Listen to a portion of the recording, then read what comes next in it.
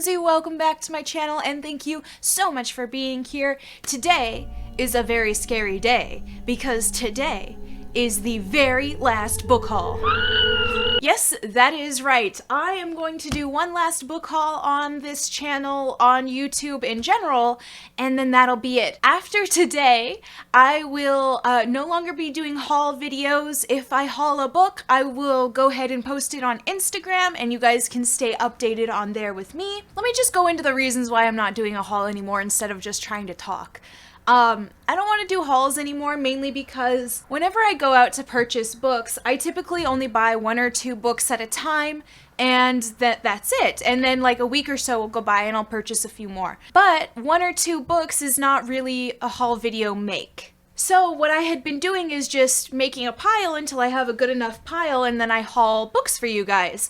But that stops the original reason for me buying these books is because I want to read them right now, or I have such a desire to read them. So the idea behind stopping doing haul videos is if I buy a book, I can immediately read it. And if that's the case that I'm going to immediately read it, I will just do a reading vlog for you guys so you can be there for the full experience. Purchasing the book, me getting rid of all of my other responsibilities to read said book, and then how I feel about that book. So I feel like that's kind of more what I want my channel to look like moving forward, and quite frankly, just because retail therapy works for me doesn't mean that it works for everybody. And on top of that, I just don't want to contribute to like this idea that we have to have so many books or so many book hauls. I don't like it. It's making me feel gross. So I'm moving on, and I hope you guys will stay with me for this transition.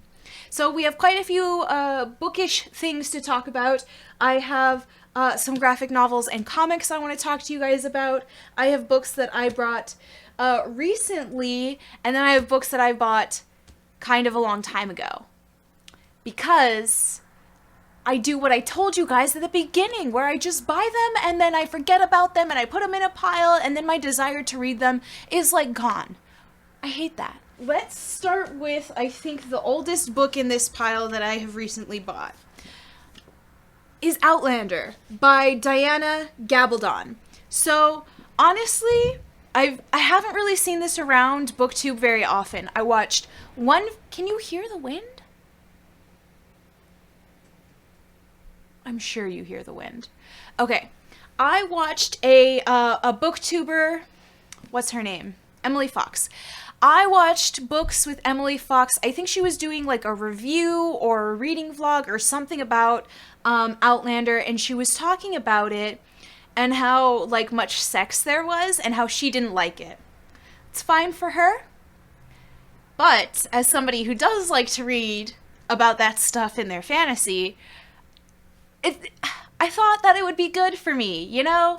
Okay, so basically in Outlander, it's 1945, and Claire, who is a British combat nurse, or used to be, is reuniting with her husband on a second honeymoon, and then she walks through a standing stone in one of the ancient circles that dot the British Isles, and suddenly she is an outlander in Scotland, torn by war and raiding clans in the year of our Lord 1743. So she goes back like 200 years, and she's like a modern woman in this time period. Oh yeah, and then what's her face? Emily Fox was like, she totally forgets about her husband, which, you know, is a fair complaint, but it really seems to me like she is going to not know how to get back. And it's like, what do you do? Marooned amid danger, passion, and violence, her only chance of safety lies in Jamie Fraser, a gallant young Scots warrior. What begins in compulsion becomes urgent need, and Claire finds herself torn between 2 very different men in 2 irreconcilable lives. That's the drama I'm here for. Okay, here's the thing. I'm here for all the drama. I don't care. I guess I really don't care if it's like political drama or like social drama. Put it in a fantasy setting and I'm there. Okay. And then it looks like I got these 2 I didn't even take the stickers off of them, you guys. I just brought them home. They were buy one, get one 50% off at Barnes & Noble, and I can't deny myself those sales. So first we have The City We Became by N.K. Jemisin. I was really excited because this is in softcover. Quite frankly, you guys, softcover is my preferred reading method, unless I'm creating a collection. This, I believe, is just... I don't know what this is. I know N.K. Jemisin wrote the 5th season trilogy that I'm really excited to read, and also quite a few other sci-fi series I'm really interested in reading. But I told myself after I bought this one that we actually have to read some of her stuff before we buy anything else, because I want to know if I like her stuff, right? Like, come on. Every great city has a soul. Some are ancient as myths, others are as new and destructive as children. New York, she's got 6. And all 6 will be called to arms in the greatest battle the city has ever fought. Oh, that sounds so cool. Also, like, I don't know if you guys can see it, but there's, like, holographic tentacles that are coming out of the river. I don't know. Is it a river? I'm sure it's a river. It's not a sea. One belongs to New York instantly. One belongs to it as much in 5 minutes as in 5 years. That's cute. Okay. And then we've got, like, this really cool, map. Do I not know what New York looks like? Is this water? So this looks extremely interesting. Yonkers.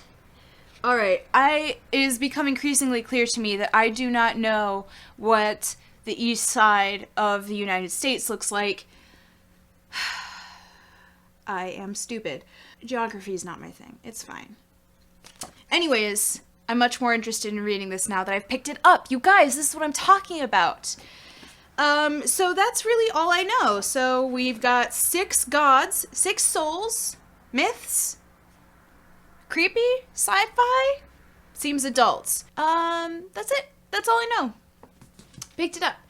Then Furyborn by Claire Legrand. I take off my glasses and I'm like, I don't need my glasses because I'm doing a haul, but I'm trying to tell you guys about these books so that way it's not like a cover buy. Because quite frankly, I don't know why I bought this book. I see it a lot on BookTube.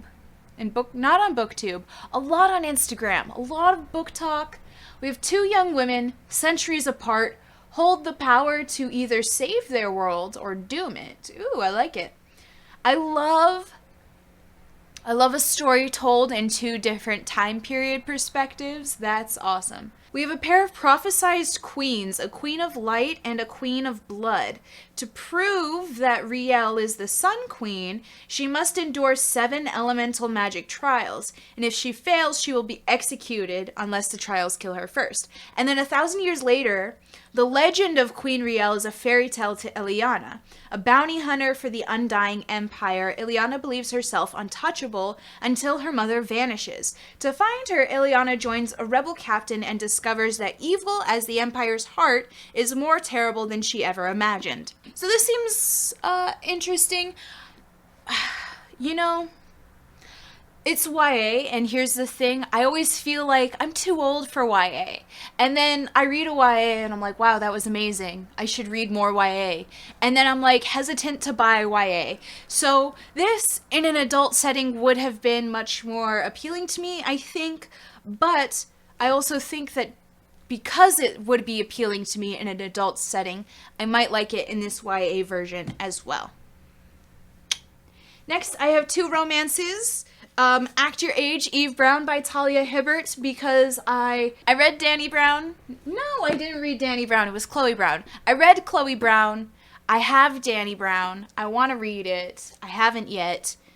Now I also have Act Your Age, Eve Brown. So this one is in a series of the Brown sisters. There's Chloe Brown, Dani Brown, and Eve Brown. And in this one we have Eve Brown, who is a certified mess, and she kind of like interviews at this bed and breakfast, and this like the guy who owns the bed and breakfast doesn't really like her, but he needs the help, so he hires her, and it's kind of like Grumpy Sunshine feels like, and she's just kind of crazy and he's uptight, and I'm here for it. I bought this for a few reasons. The Hating Game by Sally Thorne. First of all, it's soon to be a major motion picture. So that's also why I bought it, because I was like, I'm going to have to eventually give this book a try anyway, and they're about to change the cover, so I might as well just get it. So I've heard a lot about this book from people who like romance, and I get nervous about taking romance recommendations, mainly because I'm always afraid it's going to be bad. I don't want it to be bad. I want to enjoy it so much. But I think I'll enjoy this. I'm not sure. Hopefully. So we have like enemies to lovers in like an office romance setting, and both of them are up for the same promotion, so it's gonna come down to like a battle of wills. And I've heard it said that even though this is like a rivals, enemies to lovers type deal, it's the girl Lucy, who really feels like they're enemies, and Josh just kind of picks on her. And honestly, that's the shit I like in real life, so I'm down for it, and I'm just gonna give it a shot. Alright, we have Dead Dead Girls by Nekesa Afia. I'm pretty sure this came out very recently, and it's already in paperback, so I picked it up because I'm a sucker for paperback. Also, this was on my anticipated releases. I don't call them that, though. I should. Anticipated releases. Because I call those videos my monthly mood and releases, and I should call them anticipated releases. This is a conversation for a future video. We're moving on. Anyways, I've already talked about this book when it was released in that month. We have Harlem, 1926. Young black women like Louise Lloyd are ending up dead. Following a harrowing kidnapping ordeal when she was in her teens, Louise is doing everything she can to maintain a normal life. When a girl turns up dead in front of the cafe that Louise works at, she is forced to confront something she's been trying to ignore. 2 other local black girls have been murdered in the past few weeks. After an altercation with a police officer gets her arrested, Louise is given an ultimatum. She can either help solve the case or wind up in a jail cell. I'm here for it. That's it. I mean, you sold me. I was sold on the cover. I looked into the story. I'm sold. I want to know more. Also, quite frankly, the 20s is a time period that I am, like everyone else, am enchanted with, and I will always read stories set in that time period. I'll at least give them a shot. This one I'm excited about. I Think I Love You by Ariane Desambre. You guys have already read this book. Okay, I've already read this book. It's so good. I'm pretty sure I gave it a 5-star because I picked it up. I listened to it on audio and I picked it up on physical. This is the first actual book I've ever done that with. Ever. Because I needed to have it, because it's so cute, because the story is so messy, and this friend group is so dramatic. And this love story, you guys, So, we have a romantic and a non-romantic, somewhat sunshine grumpy characters. We have, is it bisexual? Yes, we have bisexual representation, we have lesbian representation, we have this cute friend group, but also it's messy and drama-filled. They're trying to do, like, a film for a film festival, and these 2 girls do not get along in this friend group, and then their friend group, like, tells each other that the other person likes them. Oh my god, you guys, it's so good. I might reread it. It's so good. Okay. It's great. In the back, it's like, Emma is a die-hard romantic. Sophia is pragmatic. Cue the drama. Hell yeah, cue the drama. It's so good. Pick it up. Okay. I had to go to Target for Ace of Spades by Faridha Abike Iyemide? I had to go to Target for Ace of Spades because Barnes & Noble was sold out, you guys. So everyone else had the same idea that I had. Basically, we have Gossip... I hate when people do this. I hate the elevator pitch. I'm not giving you the elevator pitch. Basically, I picked this up because I really like the academic settings of a lot of books. I don't care if it's dark or light or whatever you want to frickin' call it. I love an academic setting. I like that we have these two kids. Ooh! That's cool. How come people are giving this stupid elevator pitch of like Gossip Girl meets whatever, when like this first thing it says in here is a quote from Aces, who is the character that is revealing secrets. He say, "All you need to know is I'm here to divide and conquer, like all great tyrants do." Fire. Fire, okay? So we have two private academy students, Devin and Chiamaka. They're selected to be their school's senior prefects, and everything's going great until someone who goes by the name of Aces begins sending anonymous text messages to reveal secrets about the two of them and turn their lives upside down and threaten every aspect of their carefully planned futures. So this seems super interesting, kind of creepy, almost gives me like I Know What You Did Last Summer vibes, and I'm here for it. I'm always, like, in horror, it's always my favorite when, like... Did any of you see Jawbreaker? It was, like, I don't even know if it's a good movie anymore, so this is not a recommendation. But I watched this movie, Jawbreaker, where these, like, three girls kidnapped their other friend on her birthday. And, like, put a jawbreaker in her mouth, taped it up, put her in the back of the car, drove her to, like, a random deserted parking lot, opened the car door and, like, you know, surprised her, like, it was your friends. It's not a kidnapper. It was your friends. But she died because she choked on a jawbreaker. And, that's not a good premise. And then they start receiving, like, messages, like, from the grave. That's my thing, you guys. I love that. Even more than, like, getting the call from the serial killer. Those are my two favorite things in horror movies. So this was very interesting to me for that reason. Also, I don't know what Gossip Girl is about. So if that's the same thing, don't let me know, because honestly, I don't care. That's a lot of TV. That's more than just the books. So yeah, that's why I picked it up. And I had to go to Target for it, and I need to get the sticker off. So I'm gonna have to, you know, do you guys know the sticker trick? I'll take a video and I'll include it here, but basically you use a blow dryer and you heat it up for like 5 to 10 seconds, and then it comes off much easier. I bought A Hero Born by Jin Young. This is a trilogy. This is the first book in it. The trilogy is called Legends of the Condor Heroes. This is what sold me. I was just browsing Barnes & Noble, and that's the most dangerous thing I could do. It's the most dangerous thing any of us could do, really.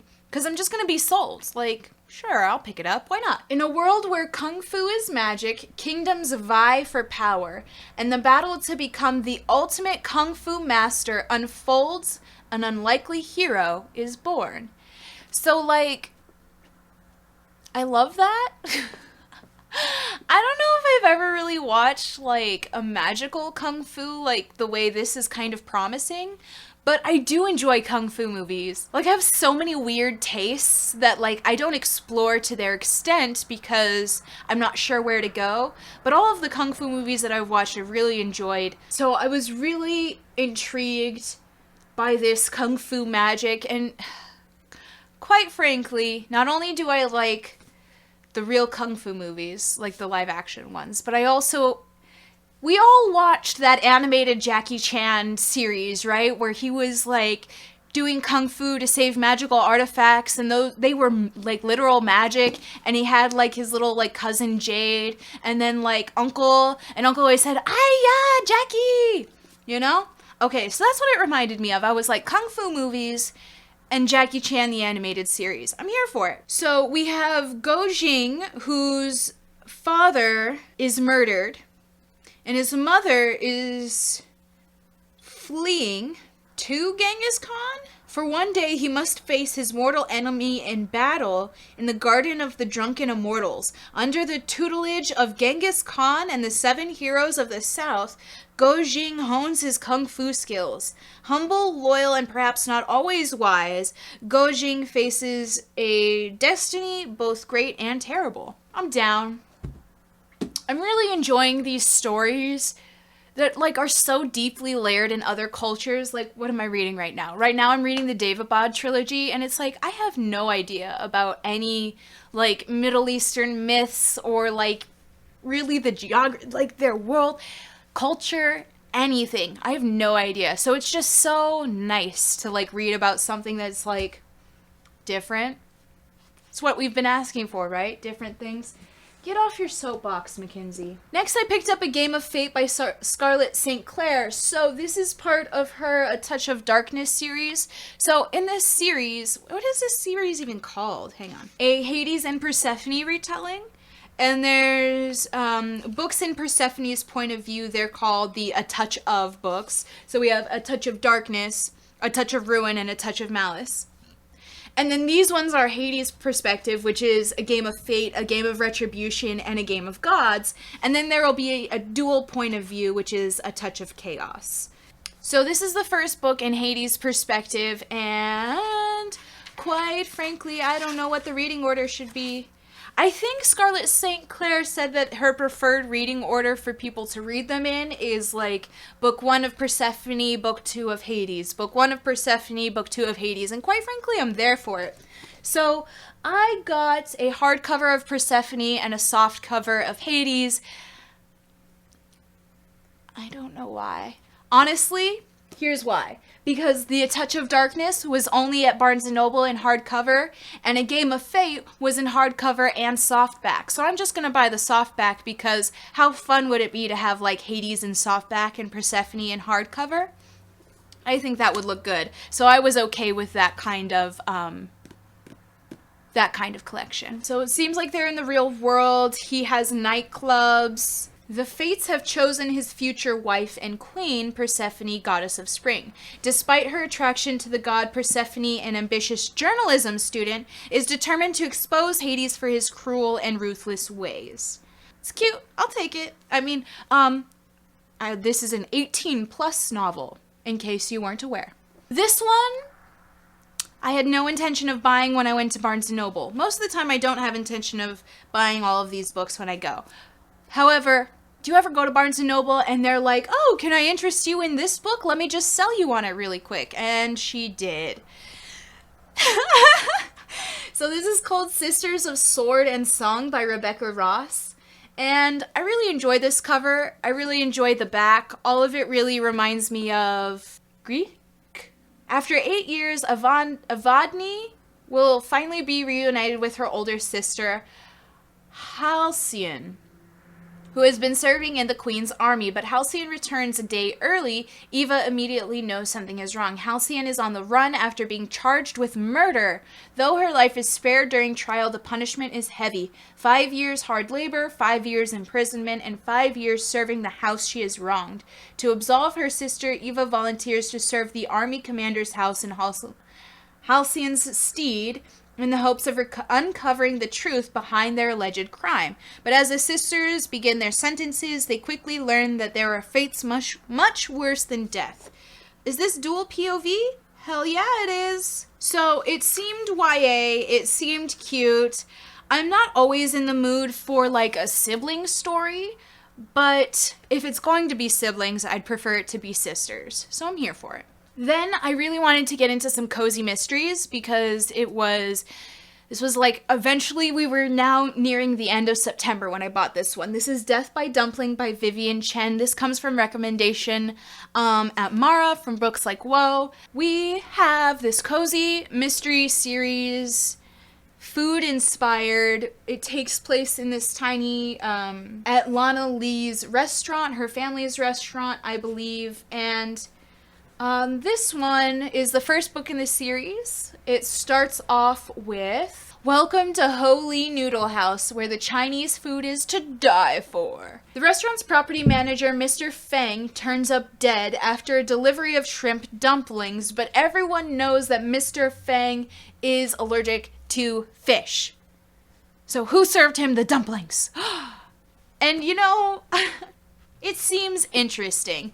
I'm not a fan that it's so freaking tiny. I don't like these size books, these mass market paperbacks. I'm not a fan. However, it was $8 and I'm ready to get into this kind of cozy mystery thing, okay? And if I really like it, then I can get a bunch of tiny little books. Next, I got One Last Stop by Casey McQuiston, mainly because I want to try Casey McQuiston and see if she is a writer that I enjoy, but there's no way I'm going to read Red, White, and Royal Blue. I'm really just not. It has nothing to do with anything other than the fact that it is like a president's son, and no real politics, no real life politics. I have to pay attention to real life politics to live my life, make sure that my rights aren't being violated. That's not where I'm going to get my enjoyment in entertainment in books. It's not where I get my enjoyment in entertainment in movies or in television. Across the board, no real life politics. I don't enjoy it. Unless it's a social horror. And that's because it's horror. Anyways, One Last Stop by Casey McQuiston. This seems super interesting anyways because it has more of like this fantastical element where this one girl is like stuck on a train.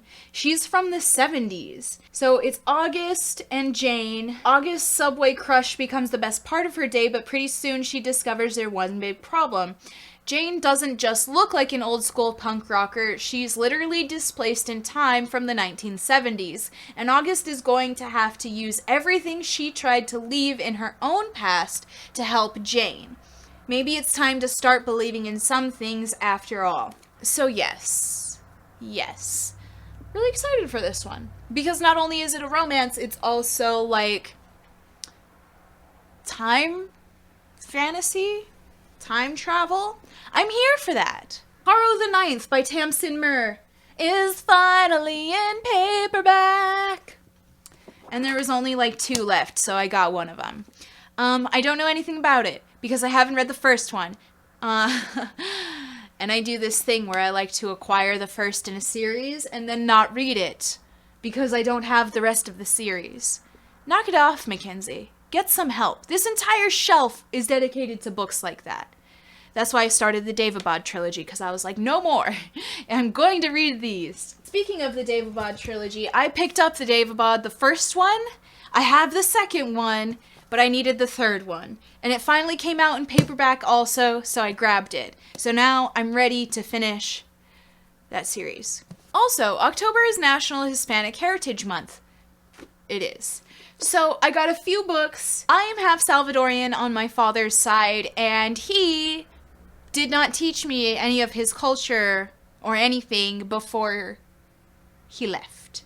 So I'm here teaching myself. So I've been trying to read more books that are more placed in Latin America. I'm trying to read more about the history. I'm trying to read from more Latin American authors. I'm trying to bring my culture back to me and make it feel more like it's mine. So I've got 2 different books. I have one book. Can I say that I took a recommendation from John Leguizamo? Because I did. Open Veins of Latin America by Eduardo Galeano. I watched a stand-up special of John Leguizamo, and he was talking about Hispanic culture and basically how shit it was and is, and not that the culture was shit, but like the history and the things that happened. So this is a history book, and I'm excited to read it because as an adult I realize that I know nothing of the history of my people, of the people I claim to be my people, and I would like to. Also, this book is on recommendation from Lou Reading Things. This is 100 Years of Solitude by Gabriel Garcia Marquez. I was so excited when I saw this book because I had been looking for it for a very long time. from her recommendation when I saw that video. Gosh, what video was it? I was looking for it for a very long time, couldn't find it, finally found it. This follows a family, a single family, for 100 years. Is the rise and fall, birth and death of a mythical town of Macondo through the history of the Buendia family. Inventive, amusing, magnetic, sad, and alive, with unforgettable men and women brimming with truth, compassion, and a lyrical magic that strikes the soul. This novel is a masterpiece in the art of fiction.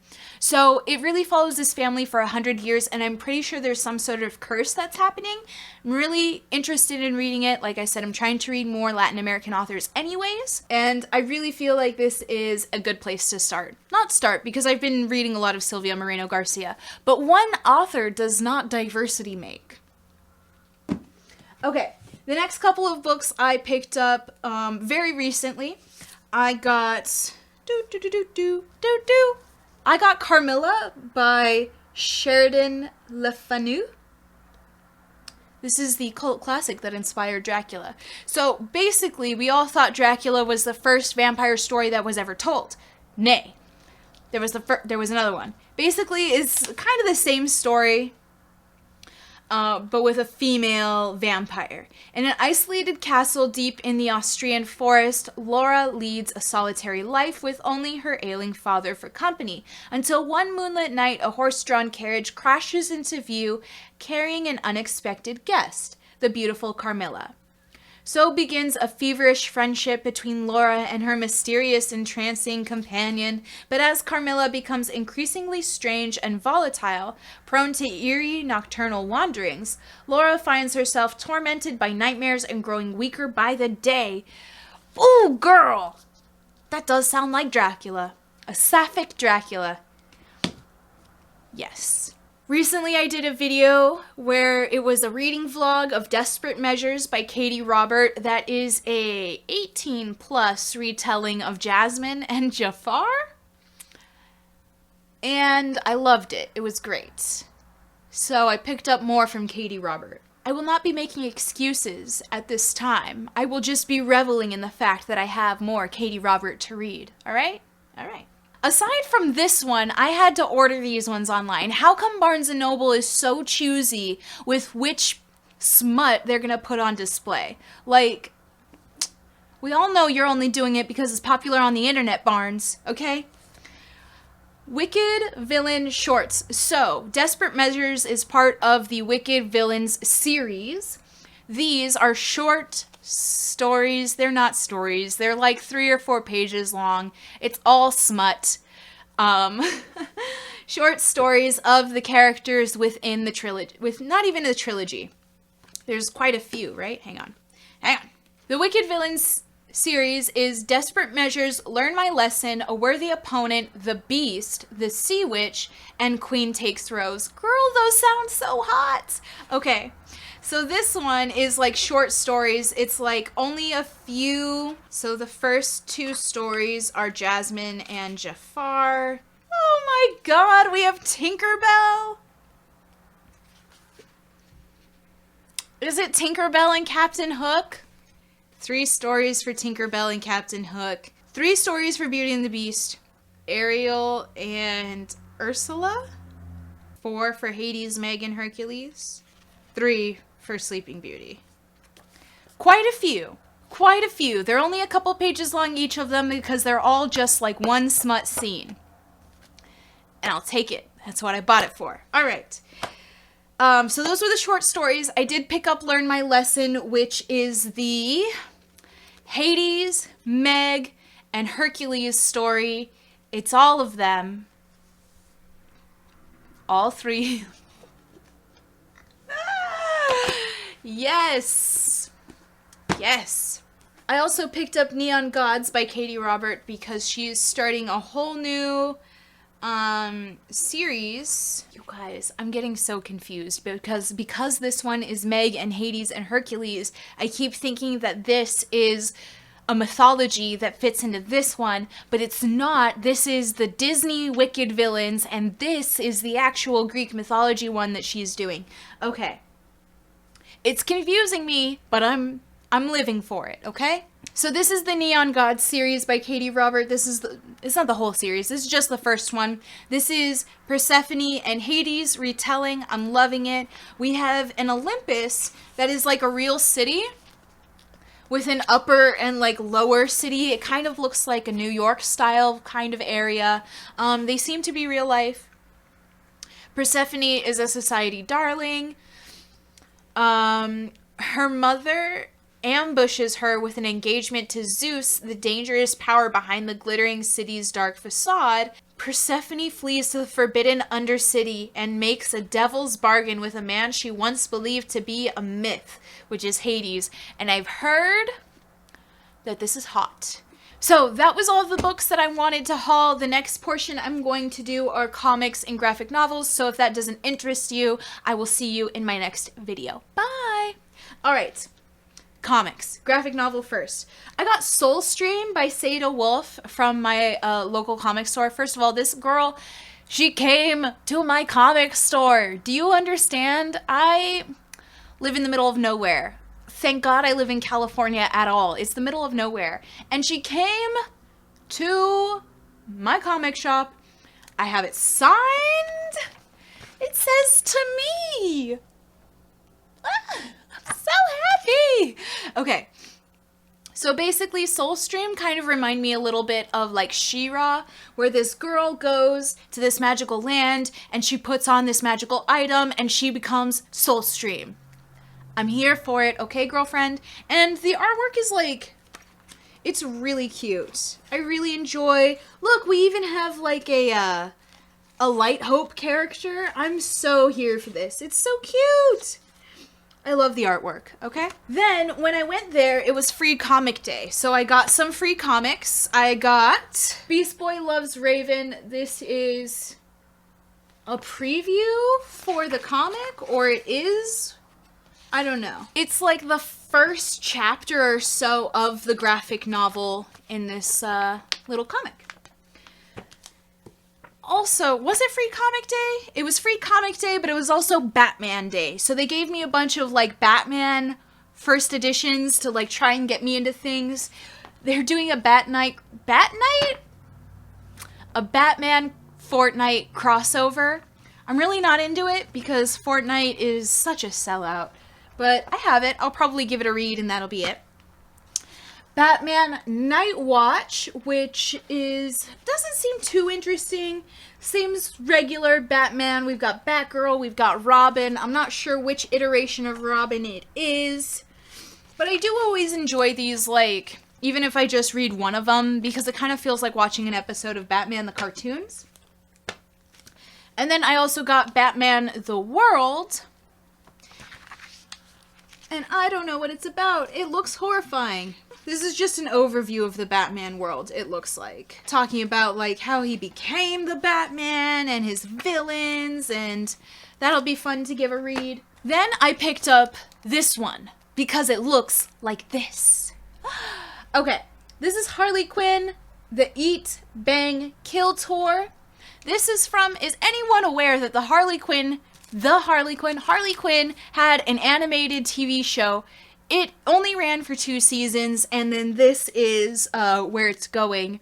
I don't know if there's going to be another season of it. I don't know when the next of this comic is coming out. I'm freaking dying, you guys. Okay, first of all, that show was great. It's all about Harley Quinn as a character, recognizing in herself that she is an awesome villain, and she shouldn't have to play second fiddle to Joker. And also, Joker is an abusive boyfriend, and so she runs away from Joker, and this is kind of a spoiler for the show, but the first 2 seasons of the show, the first season is her like moving away from the Joker and establishing that she is her own villain and to be feared, and then second season is like her doing villainy, and like we end up here, and I'm so here for that. Are you kidding me?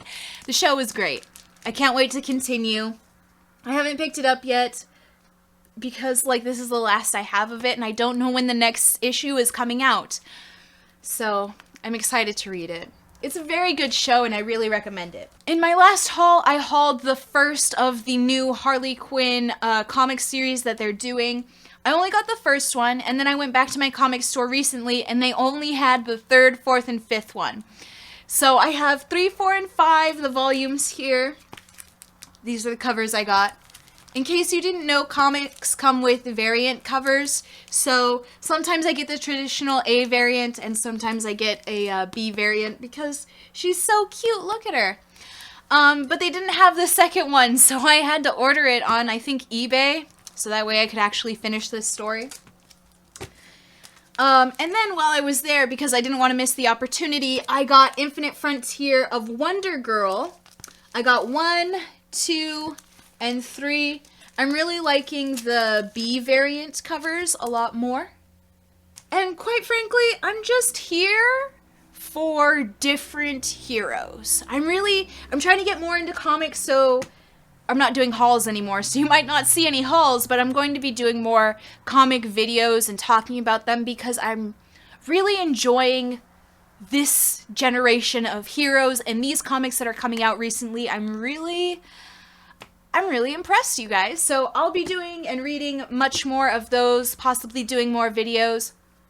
Let me know down in the comments if there's something specific you want to see from me, and that is going to be it. I'm not going to hold any of these books up, you guys, because quite frankly, none of them are in a pile. So, like I said, if you want to see the books that I buy as soon as I buy them, follow me on Instagram, @CherishedReads is my handle. And if a book is super, super interesting to me, once I pick it up, I'll go ahead and start a reading vlog with you guys so that way we can have the whole experience together.